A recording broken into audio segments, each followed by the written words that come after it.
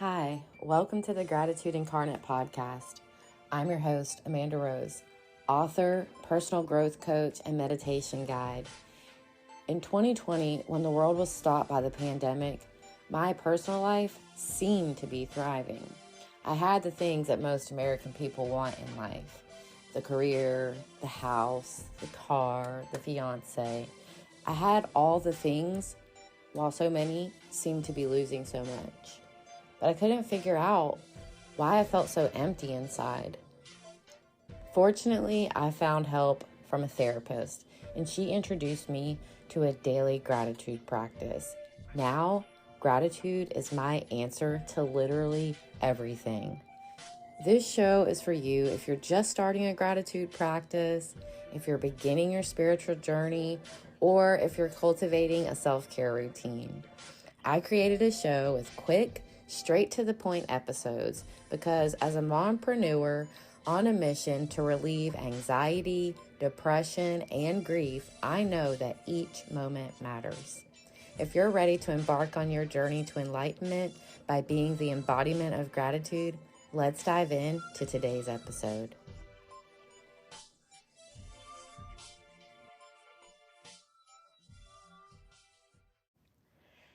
So today on the podcast, I am really excited to bring you guys this special guest host. Throughout this whole time creating this podcast, it's been really important for me that I bring you guys different perspectives, different points of view on gratitude, because so many people say the same thing. I tried gratitude and it didn't work for me. Well, how many different ways did you try it? How many different practices did you try? Maybe the one that you tried just wasn't working for you, or maybe it wasn't working at the time. That's why it's so important that I bring these different people on to share their gratitude practice with you, to share their knowledge and their wisdom and their perspective with you. So I am really, really grateful and honored to introduce you to today's guest. Let's jump right in. Hello. Hi. Hi. Okay, so if you're ready, we can just go ahead and get started. Yeah, I would love that. So, if you'll just go ahead and tell us who you are. My name is Molly Zielezinski, and I'm a speaker and an author, and I help my audiences live with ease and joy by teaching them what to do when they have big feelings. And will you tell the listeners how we met?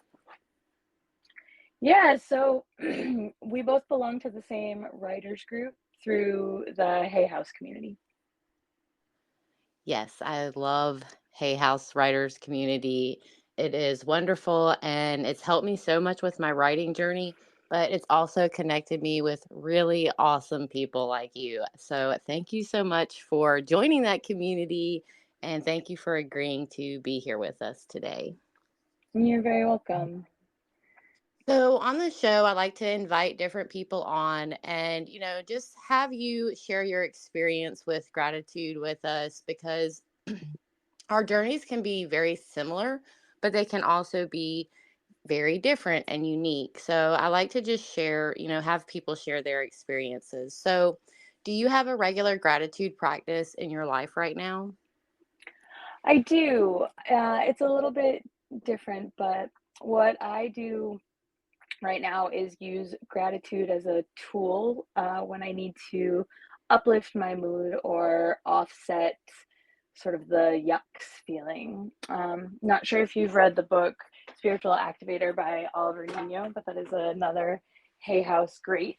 And from Oliver Nino, I learned to do regular energy auditing on myself each day. So I'll sort of just check in with myself and see if I am in a low vibration frequency of like shame or fear, or if I'm in a higher vibration frequency of joy or love or peace. And if I'm feeling kind of low, one of the tools that I use to uplift myself is gratitude. And I usually engage with this on something like a gratitude walk, or while I'm putting on my makeup, I just start listing things I am grateful for, which could be anything from the sun shining on my shoulders, or the fact that I'm walking my dog right now. I'm grateful that my family is healthy. And I just start making this list of one thing after the next, so that I can recognize all of the wonderful things that I have going on in my life. And then that will offset sort of whatever vibration that was lower that I started at. Yeah, I have not read that book, but I definitely have it on my list of books to read, and it will be listed in the show notes for this episode, so you guys can check that out. Um, so, this is obviously a podcast about personal development and self improvement. So, I always like to ask guests, if you could improve on your gratitude practice, what would that look like? I would love to increase the amount of gratitude I do with my family. I have a 9-year-old son and a 2-year-old daughter. And before my daughter was in full toddler stage, we had a practice at dinner every night where we would say one thing that we were grateful for from the day and one thing we were looking forward to the next day. Now that she is in full toddler mode, we're lucky if we're all sitting down. We're celebrating when we get four of us sitting and eating at the same time. And so there's not a lot of time for those exchanges. And so what I am looking forward to is when she passes through this developmental leap that she's in, and she gets a little more ready to sit um, and enjoy eating with us, of bringing the gratitude back into our daily family practice. Yeah, and I bet you'll be extra grateful to do that then. Yes, yes, yes. So, do you remember when actively practicing gratitude became important to you? And can you tell us a little bit about how that's changed since you started?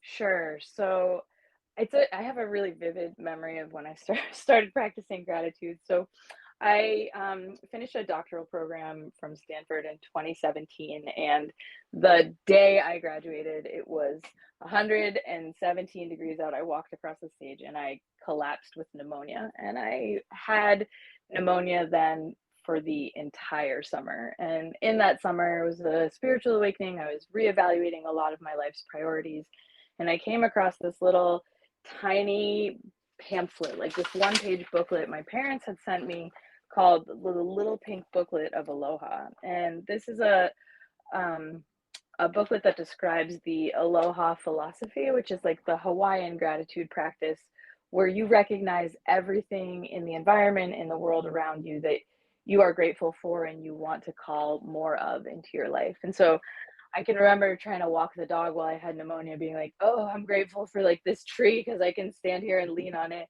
Um, and this was really a moment for me when I realized that despite all of the like stressors and the pressure that I had been under for the past several years to go through this program, that there was a lot in the world that was exactly as it should be, and that it was time for me to start appreciating that.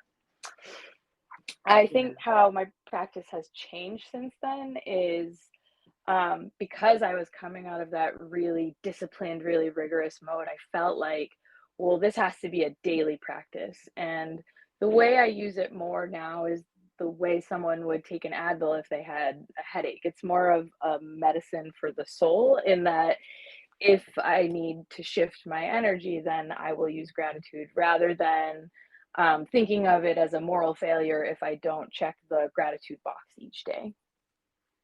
Yeah, I really love that. It's kind of like a prescription for gratitude, and that's a wonderful way to holistically heal yourself, is with that gratitude practice. And I really love the fact that throughout your gratitude practice, it kind of grew with books. And I love that so much. That's so special to me because, as you know, I'm writing a book about gratitude. So this is my dream, is to have a similar effect, and that's really, really special. And I'm also going to put a link to that book in the show notes. Can you tell us the title one more time?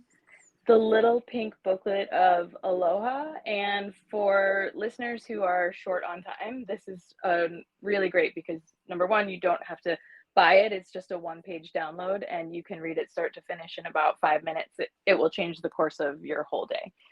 Yeah, that's so wonderful. So, the next part of our guest episodes, I like to just ask a couple like rapid fire questions just centered around gratitude. So, if you're ready, we can get started. hmm So, tell me a person that you're grateful for and why.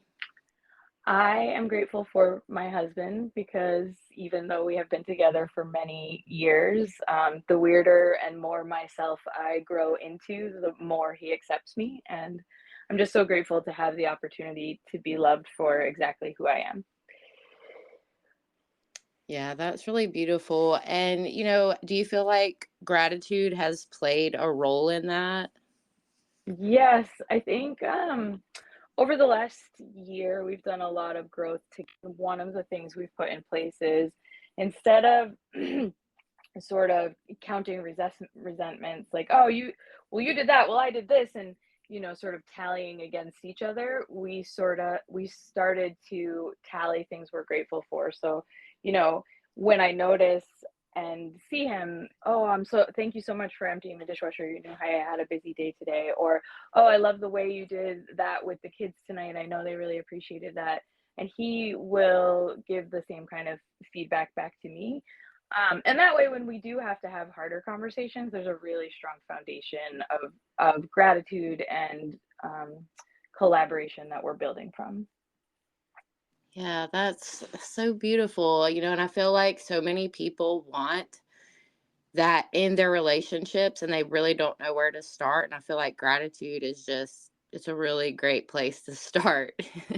Yes, I was just teaching my son this week, in working with his little sister. For every one thing he does that like knocks her bucket over, it takes five to restore that bucket to, feeling the brotherly love. And so if you can take that into a relationship in your couplehood, for every like critical thing you want to say to your partner, having five really lovely things to say where you really deeply see them can offset some of those critical remarks.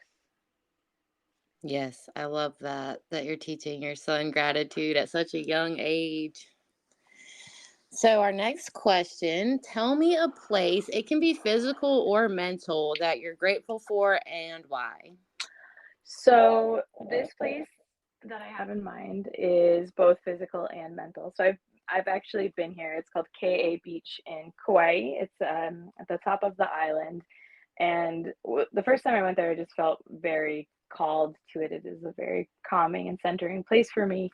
And subsequently, it has become the place that I go inward when I need to be grounded or centered. So, when I was giving birth to my second child, this is the place that my husband was doing a guided visualization to bring me there for. It is a place where I will drop in if I want to meet with a spirit guide or something. This is just some place that will always hold me, and I appreciate that. I love that. Mine is mental, and it is what I refer to as like the cotton candy beach because the clouds are made of cotton candy, and it's just a beautiful, magical place. But I have to say, we talked about this before about how we're so similar in a lot of ways. I Going to Hawaii is on my vision board, and I know I'm going to be there so soon. And I am excited to have this as my mental happy place also. I think that you will absolutely love it. You can feel that the aloha spirit, just the sort of gratitude and connection with the place and the land. If you stop and sort of ground in, there's a reason why it is a magnetic place for a lot of people. Yeah, I'm like, am I going to be able to leave if I go? Maybe not. I don't know. So tell me a thing that you're grateful for and why. So a couple of years ago, I got this mug from my mother-in-law, and it says Molly, Maiden Mother Crone, and it's black, and it has like the symbols of the phases of the moon, and I just use this mug every single day. I have my tea in it. I, scoop grated ginger into it and drink it with honey. It is just in the face of a million choices, I'm grateful just to have this one thing that is just mine and that I love and will be there for me. Yes, I love that. There's so much magic in a mug. So, do you have any tips? Like as we wrap up the show, do you have any tips on gratitude to share with the listeners? Like something about staying grateful, how you can cultivate a gratitude practice, or just a funny story about gratitude? Yeah, I think there's something really powerful about saying your gratitudes out loud. And you don't need to say them to other people if you're an introvert or that's not your thing. But honestly, like walking down the street and saying, oh, I'm grateful for this, I'm grateful for this, or dictating notes in my phone when I'm driving to drop off or pick up. A lot of people feel like, oh, they don't have time or they have to do something every day. But if you just have the zone of like, oh, instead of putting on the radio, I'm going to open the notes app in my phone and dictate for this 5-minute drive, everything that comes to mind, I'm grateful for. I guarantee you'll be in a better mood when you exit the car than when you entered it. And so, it doesn't have to be fancy and formal and disciplined. It can be inspired and loose and come exactly when you need it. Yeah, just in your own way. I love that so much. Funny little story. The television show Moms, the main character, she's like on her way home from work and she's listening to positive affirmations and she's trying everything she can to be into it and she's just really struggling. And I love that scene so much because I feel like so many of us can really relate to that, but sometimes just saying that can really get us into that attitude of gratitude. So that's a great tip. Thank you for sharing that. Well, and thank you so much for hosting this wonderful podcast and for having me on. I'm really excited to connect with you today, but also in the future as we both move forward on our writing and our speaking careers. Yes, I cannot wait to celebrate your win at Hay House. I'm manifesting that for you. Oh, thank you so much. Thank you so much. Yes. Super exciting. So before we go today, if you'll just tell everyone where they can find you if they're interested in following you, learning more about your book journey or just what you have going on right now. Yeah, I am on Facebook. I have a Facebook group called Feel Your Feelings. So it's groups/Feel Your Feelings. Also on TikTok at Doc Molly Z and on LinkedIn under Molly B. Zielezinski. I want to let folks know that I am really early in the social media journey as I've recently pivoted careers from deep education researcher to more motivational supporter about how people can feel their feelings. And so if you want to follow sort of the rise of this movement that I am leading, now is a great time to join these groups and take a look at what we're working on. Yes. Founders of the movement. I love it.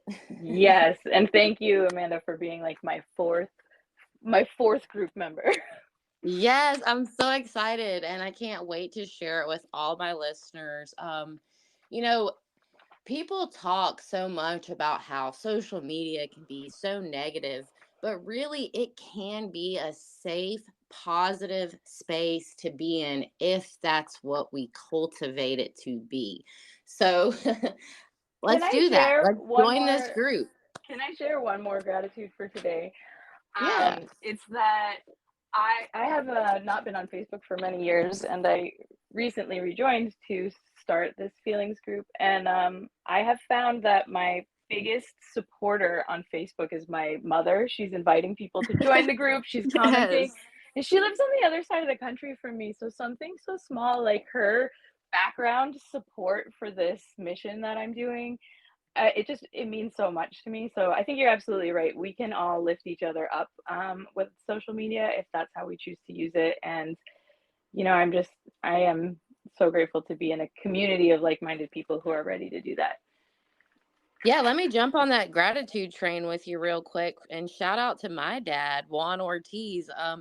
He does the same. He is always in my corner. He's always sharing my posts and commenting and engaging, and I am so grateful for that relationship and for his support. So, Oh, with all of that love and all of that gratitude, let me just say how we always end each episode. Have a grateful day. thank you.